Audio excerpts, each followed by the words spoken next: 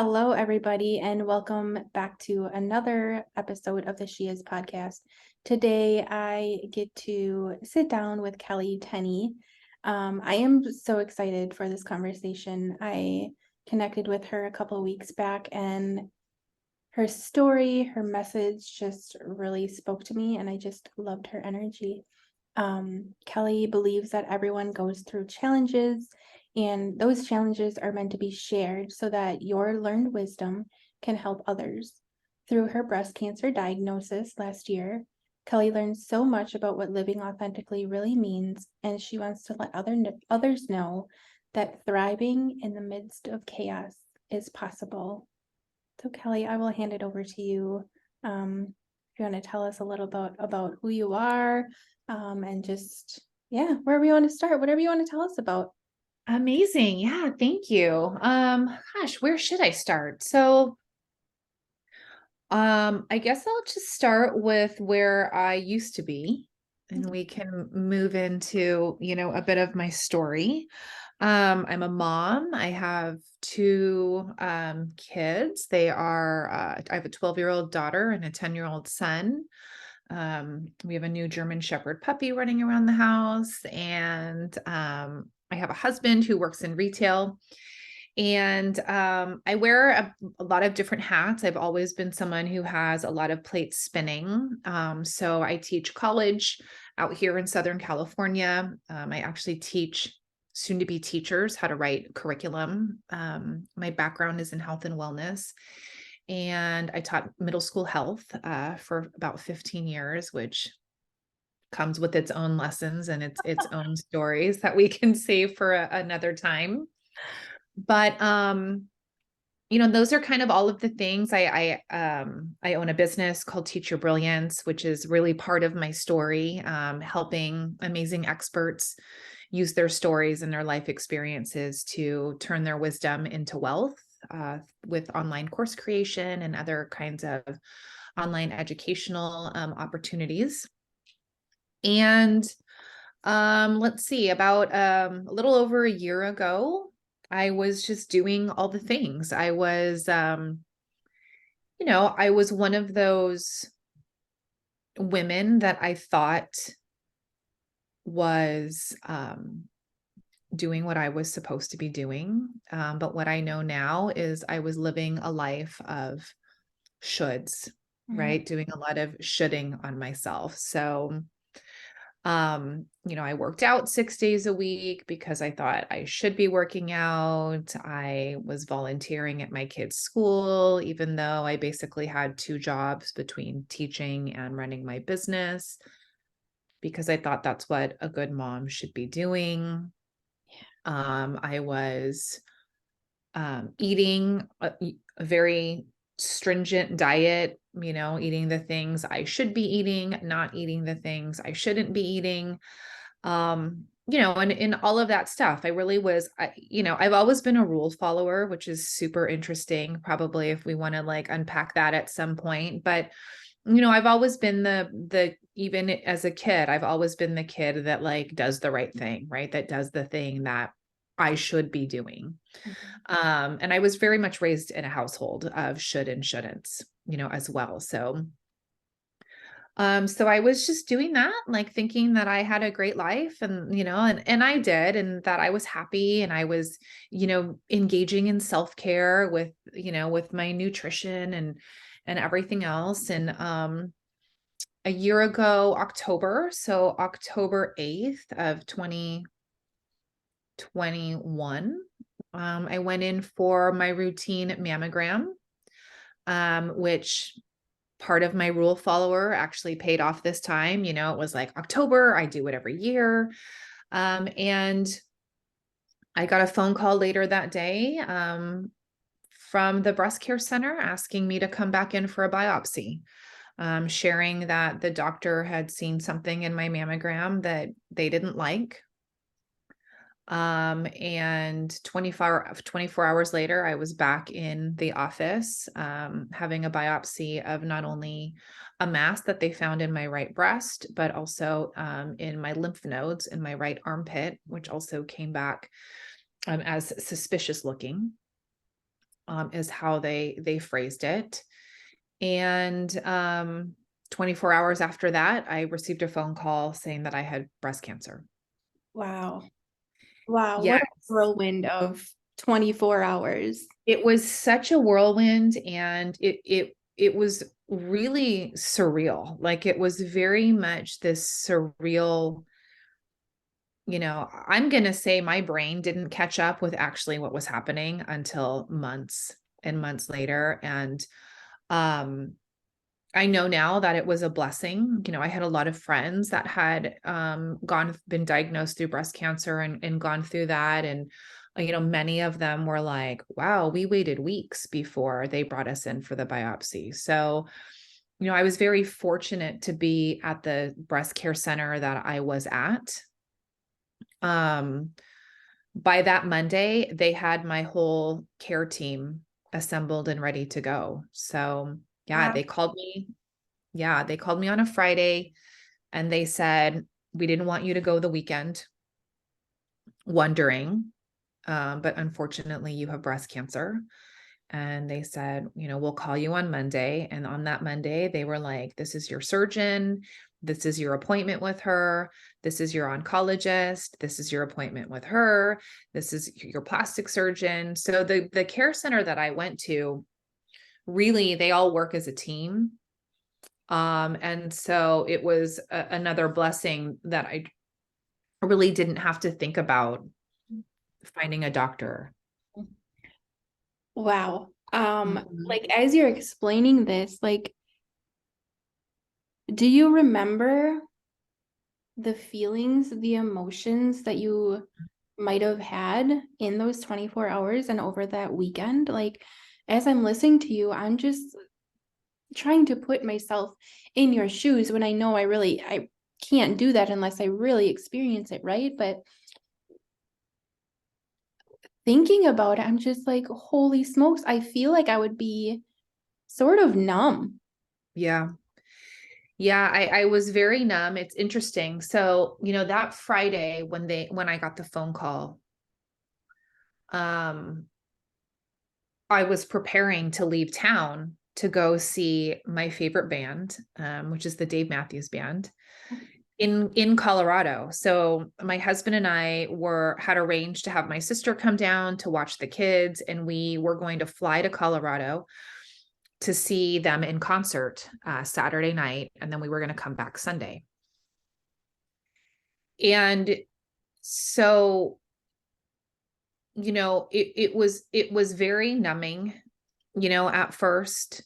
Um, and like I said, it was really surreal, like getting on an airplane, flying to see my favorite band that I've seen over 50 times. And I remember very much of that concert really just like coming to grips with, like, I have cancer. Mhm. And it's funny, I don't know if you have a band that you're obsessed with, but like, listening to songs that I've heard 100 times and the words have a different meaning, Oh, wow. all of a sudden, or a song that I loved that was about somebody else. All of a sudden I was like, this is now about me, Mhm. you know?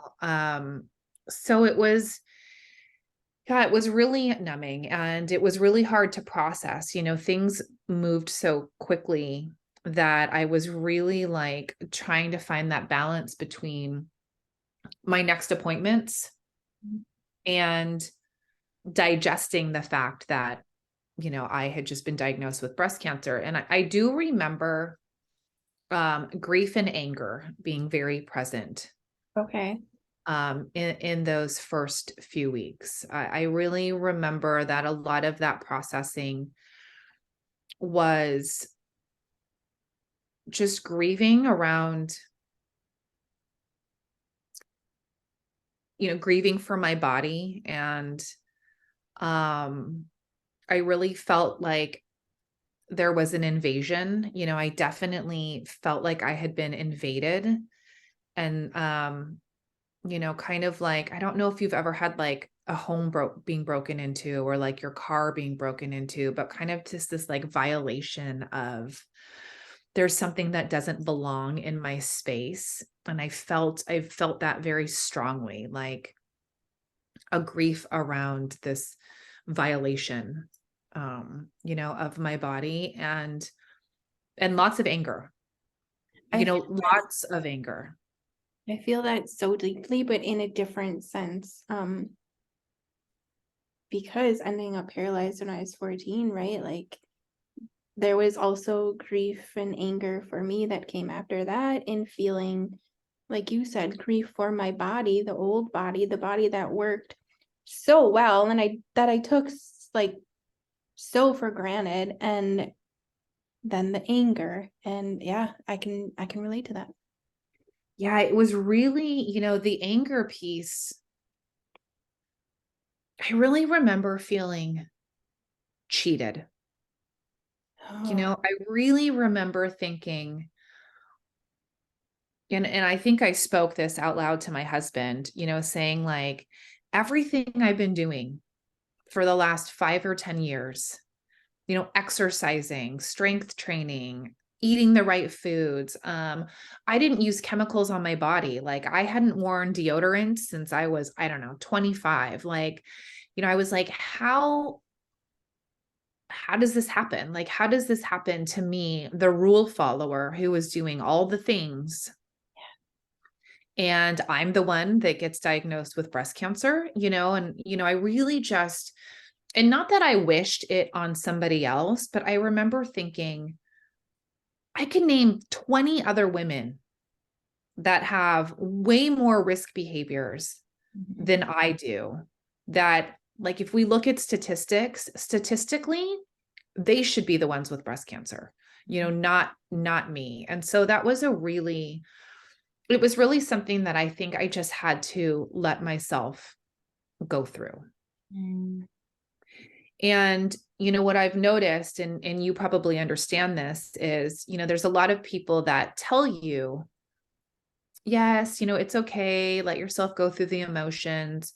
But I don't know that people that don't go through some kind of life altering challenge really understand like that visceral emotion, of just having something negative like that happen. Mhm.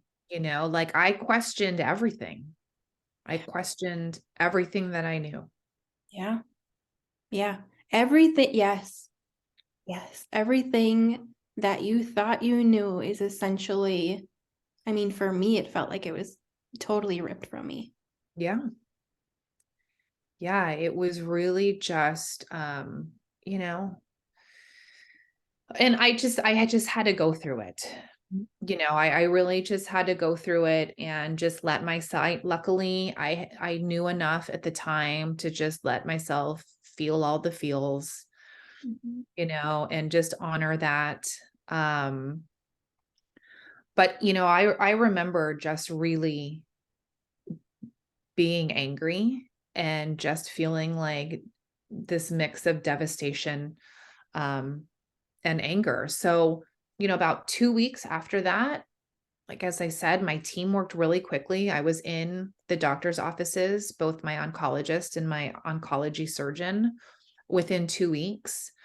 So 2 weeks after my diagnosis, I was told that they were going to remove my right breast. Right. Like, so it was just this, like, things just kept coming, like one thing after another. And where the blessing was that my team moved so quickly, Yeah.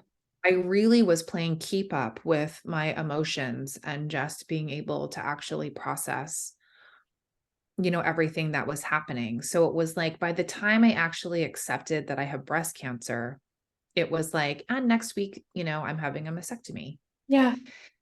and then I was grieving for that. I was grieving the loss of my breast. I had to do a lot of work around, not so much, a lot of women were like, oh, how did that feel? Like they're taking your womanhood. And my breasts had never been like, the sign of womanhood to me, but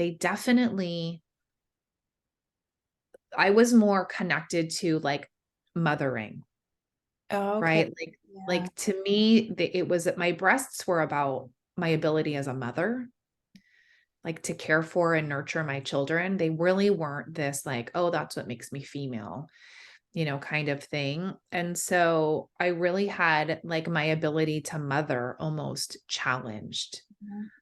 Um, and like my ability to nurture, recognizing that that's what it symbolized for me. At this time, how old were your kiddos? My kids were 11 and 9. Okay.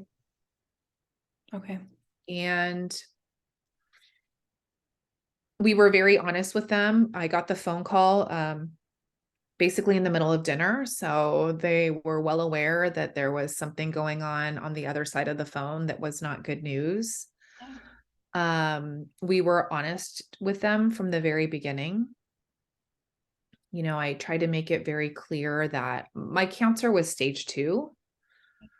So, we talked about like my cancer is not like everybody else's cancer. We had a lot of friends who had died of cancer. We knew people that were going through chemotherapy, that weren't doing well. And so we really just had to talk about what we know about cancer, doesn't mean it's going to happen to me. And my son, who's my youngest and who's very much an empath, was very concerned and very upset.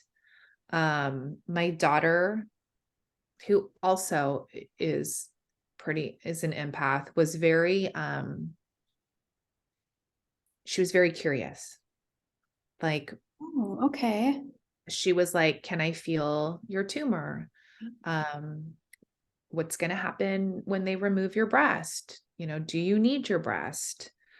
Um, can I give you one of my breasts?" Like she Oh, the was, innocent. yeah, yeah, she was like, "Can I give you one of mine?"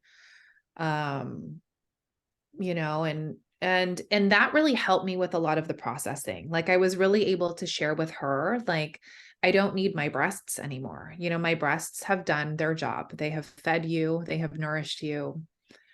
And that's why we need breasts. So, you will need yours for your own children.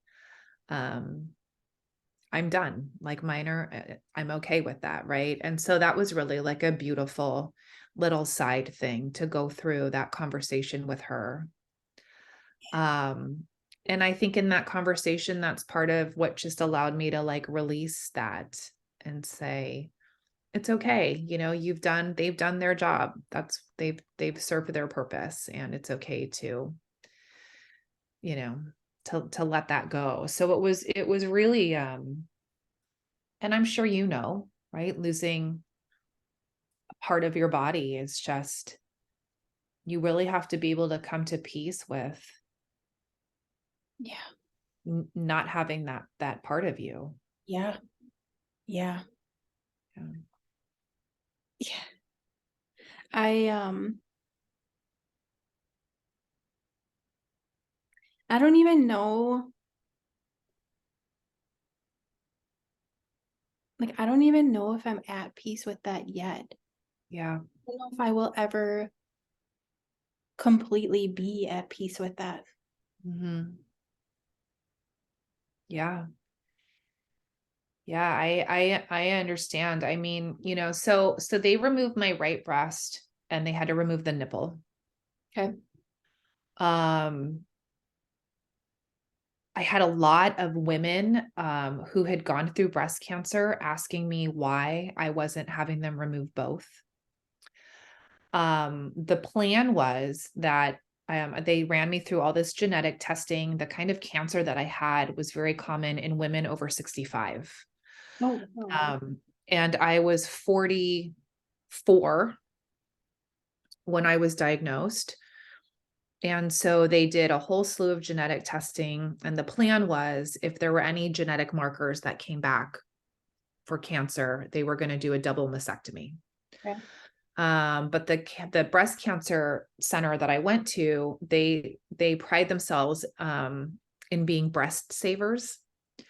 So they don't just remove breasts if they don't need to, right? And so they said, if there is no sign that you have any genetic markers, we're just going to remove the one breast.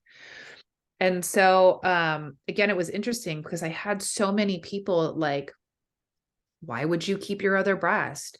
Why don't you let them remove both so that your breasts are even? Like, what are it was interesting what comes up from other people in terms of how they think you should do it. Or, I was basically recognizing, like, I think I'm being judged that I'm literally going to have one breast. Like, I think that is more horrifying to people than me having both my breasts removed. Like, people just couldn't understand.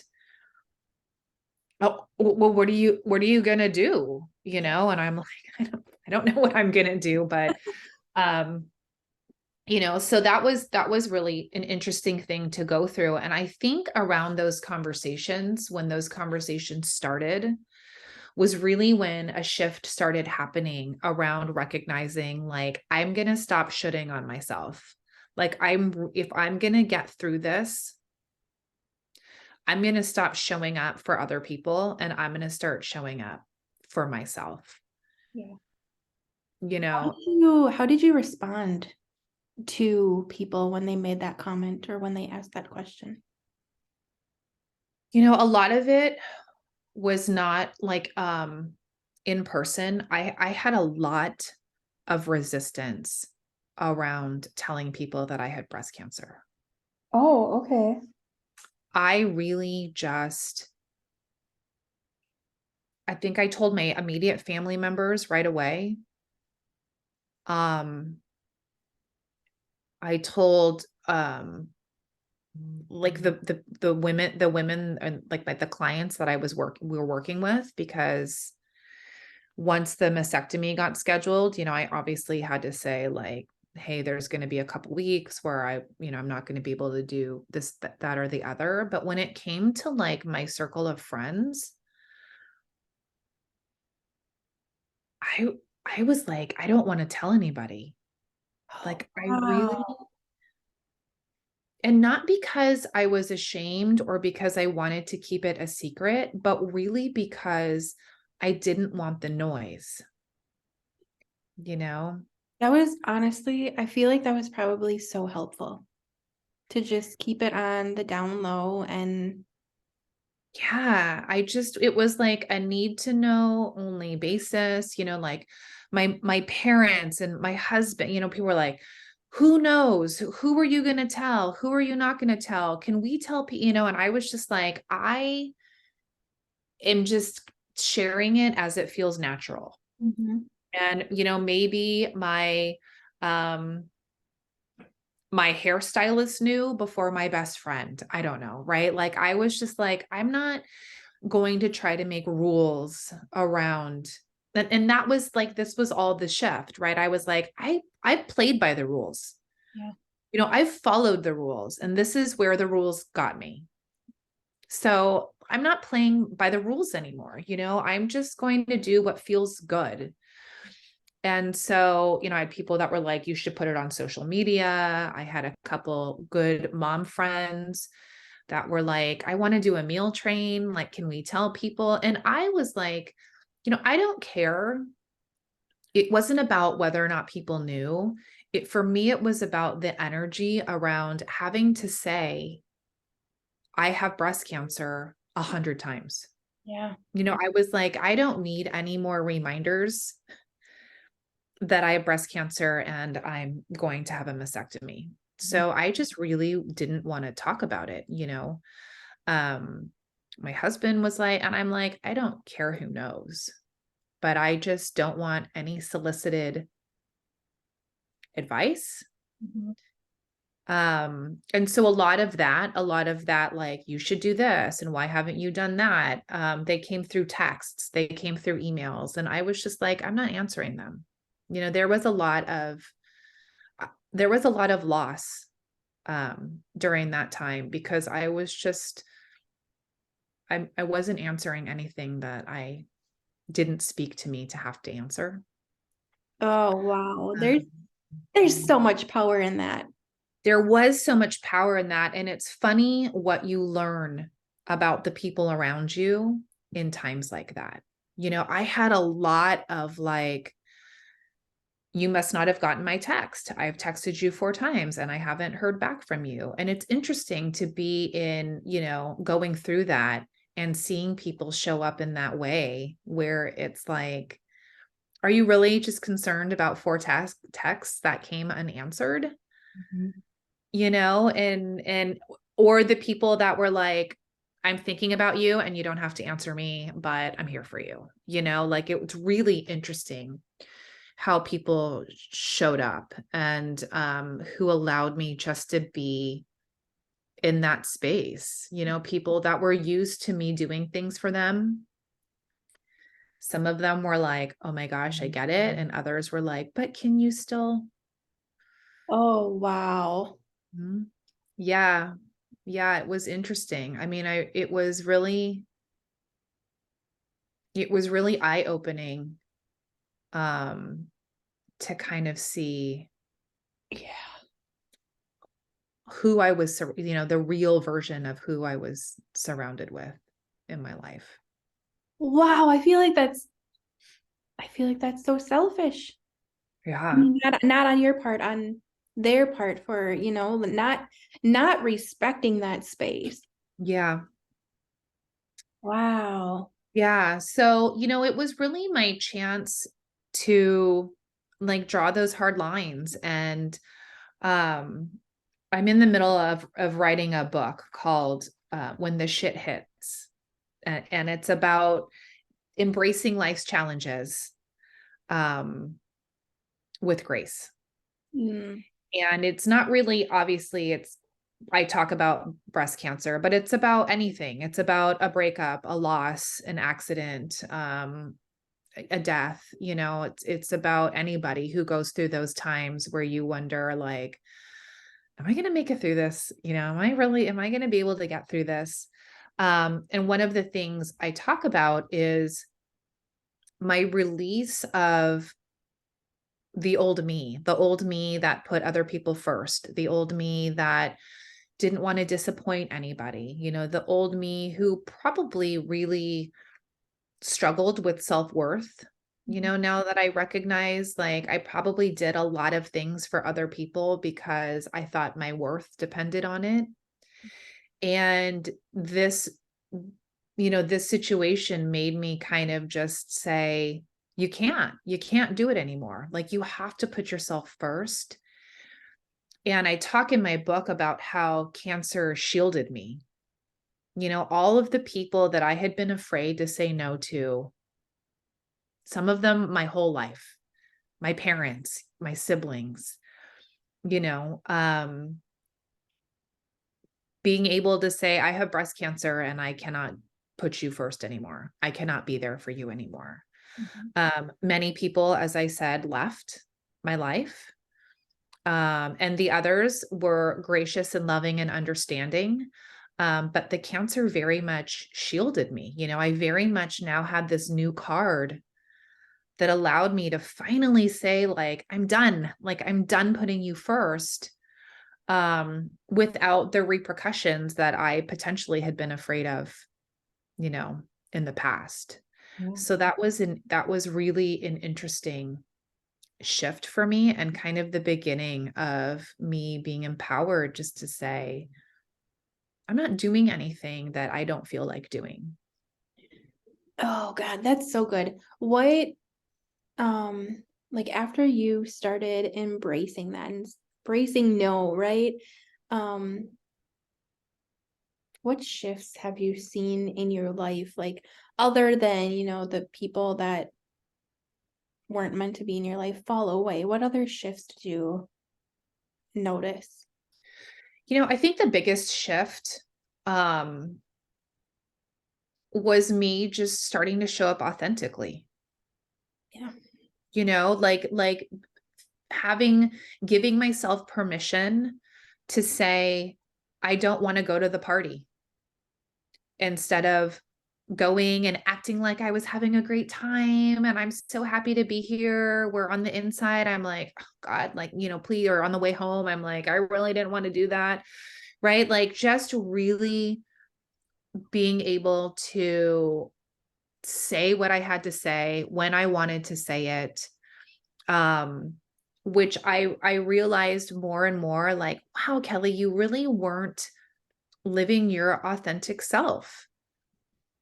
You really were showing up in a way that you thought you should.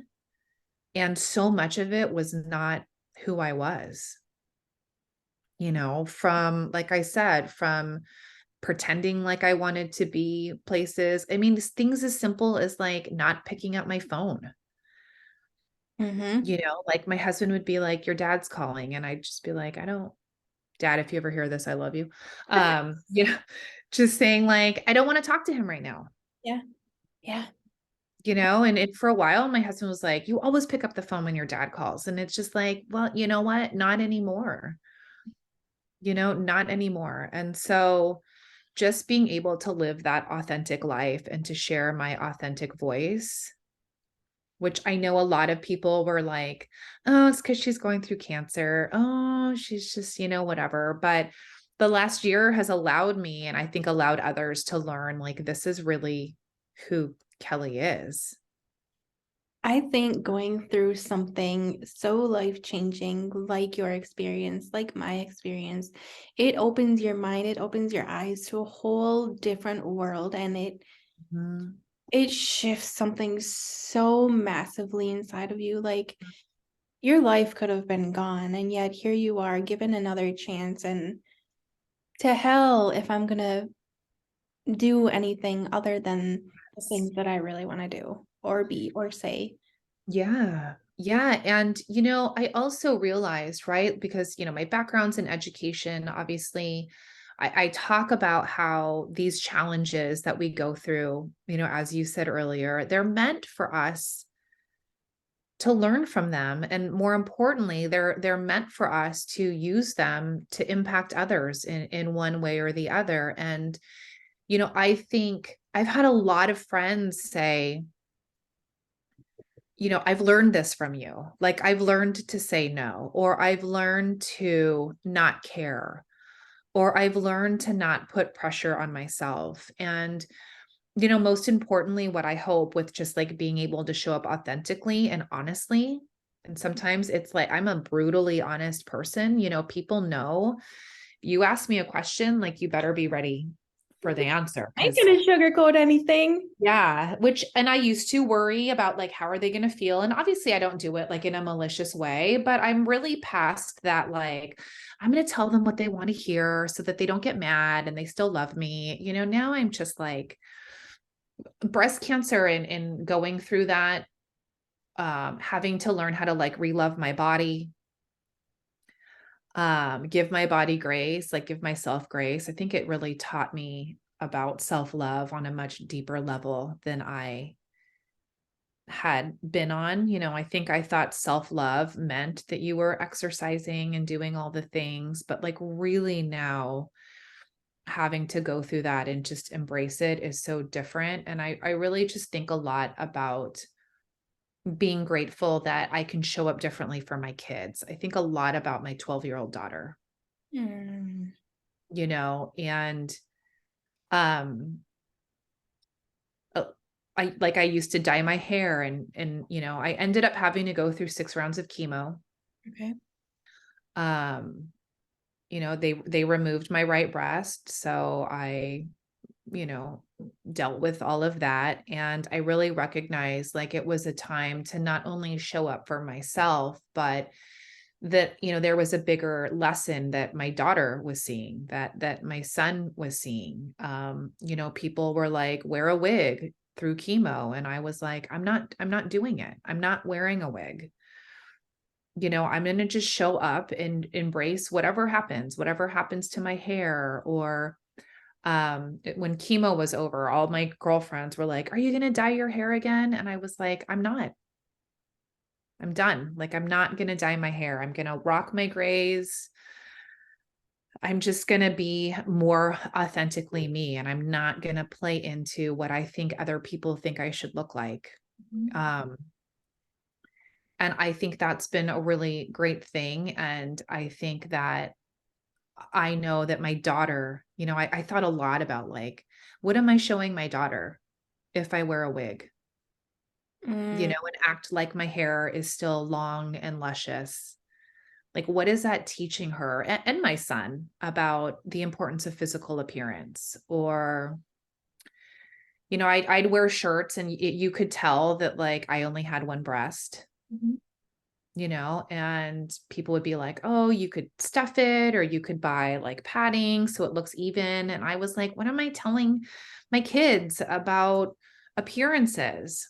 So I'd go out and it would be clear that I had one breast, and my husband, who is amazing, was like, do it, like, who cares? He was totally just like, he didn't care at all. And it's been a really great chance to show my kids about being authentic, doing what you want, not worrying about what other people say. Because I think we all get caught in that. We all get caught in that. who who do people expect me to be? Mhm. Yeah, you for sure. know Oh, I've got caught in that like more times than once. And when you catch yourself, it's just like, oh, whoa, what am I doing? What am I doing? and it's so tiring. Yes, you exhausting. know? Put on It's this so show that, tiring. oh, yeah. Well, and that's what I love about the theme of your podcast. I really just love this idea of sharing stories to be able to let people know, like, you don't have to go through something life altering to just show up for yourself, and be your authentic self. And believe me, like, I don't want every woman to go through cancer to be able to say, like, you know what? Screw what people want me to do. Like, I'm just going to do it. And that's why I think, what you're doing is so powerful, because people shouldn't have to go through something life altering Mhm. to stop shooting on themselves and just saying, like, I'm going to do what I stinking want to do.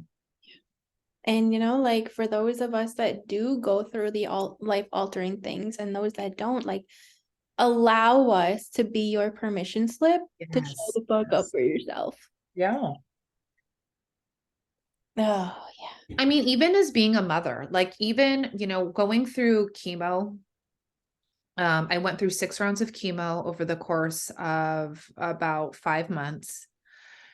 And again, my husband was like my rock, and he very much, pretty much from my mastectomy on, he very much shielded me from even like shitting on myself as a mom. Wow. What an incredible gift to have him in Um, such a role and to be of such support and to see the bigger picture.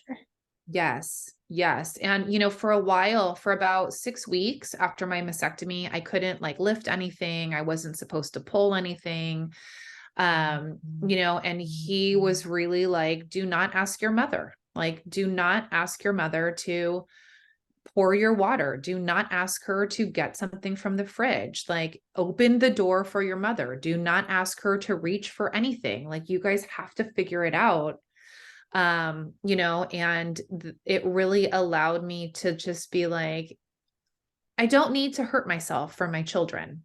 Like, there would have been a day where I'd have been like, oh, it's fine. And, I would have been in pain, but try to do it anyways. And, he really helped me lean into that, even as my role of a mom, of being able to say, they weren't toddlers, being able to say, you're 9, you could pour your own water, you know?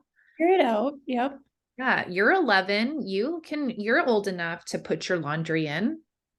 I'm not doing it anymore. And so it really was a big shift. And I think really empowering for the whole family to just step in and kind of, you know, be present in their own roles and their responsibilities.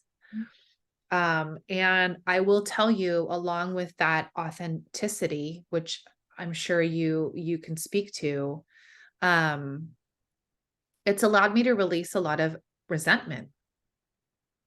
I was really living a life of resenting my kids for needing my help and getting a snack, resenting my parents who thought their problems were bigger than mine, resenting my friends who, whatever it was, wanted to call me in the middle of a day, even though I was working because they have an issue, like all of it. And I was showing up for them and not living authentically. And I was really like wading in this pool of resenting, almost in this like, I hate people mode. Like people are selfish. People just care about themselves, but that was my fault, Mhm. right? Like I had allowed them to be those people.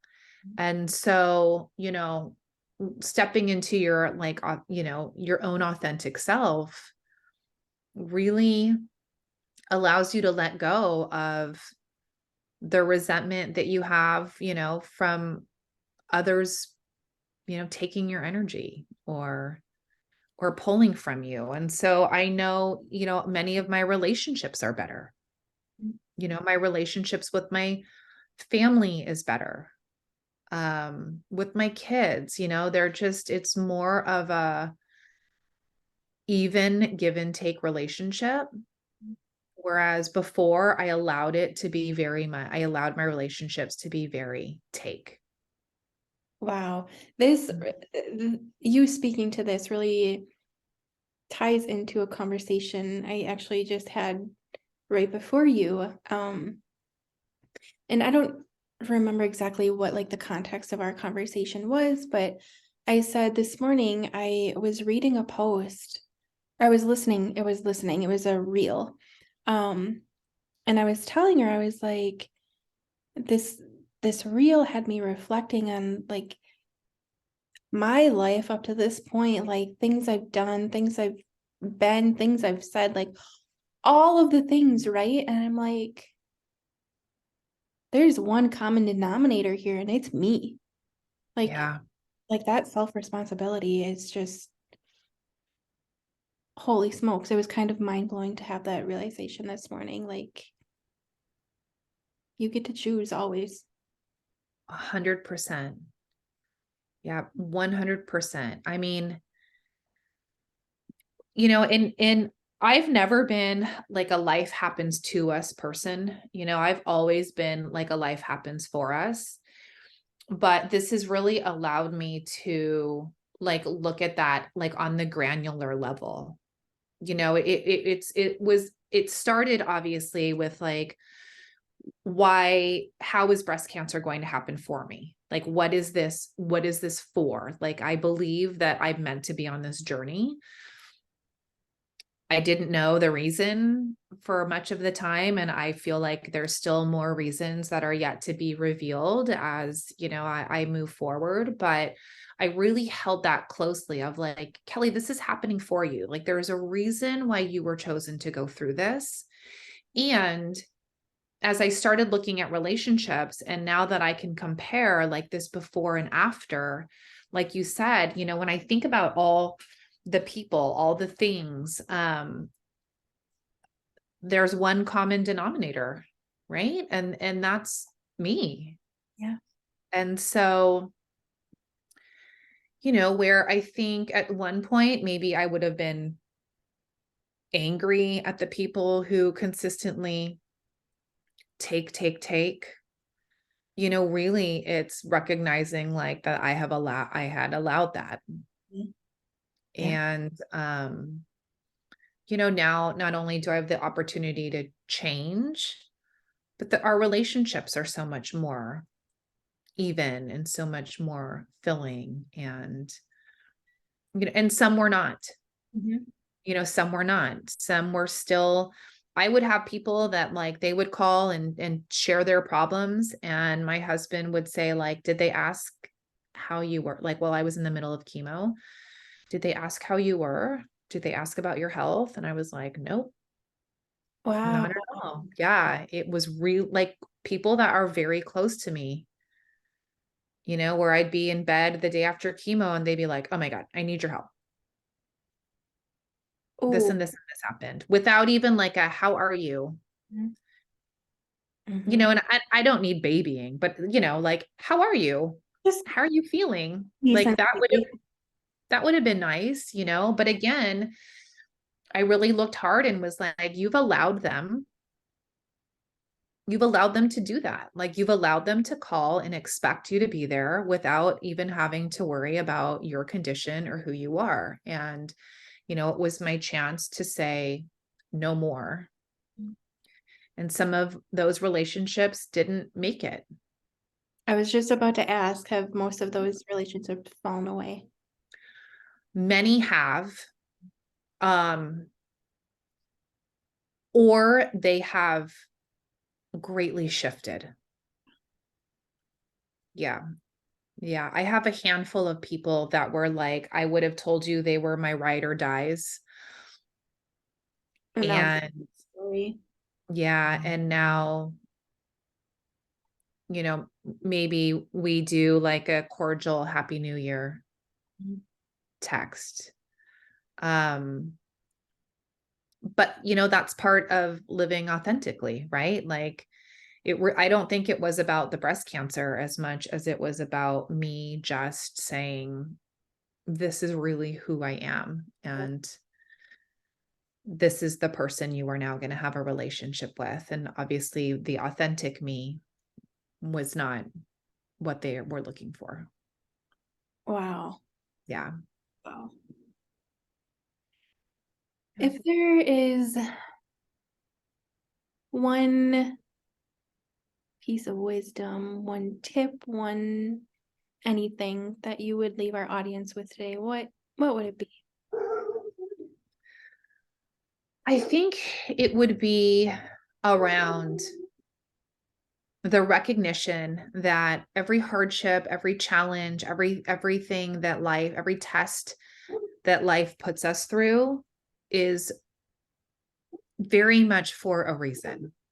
And we can choose to like wade in that and drown in the sorrow around it, or we can decide that if we are going to go through those challenges, we are going to do them with grace, and we are going to um share what we've learned with others.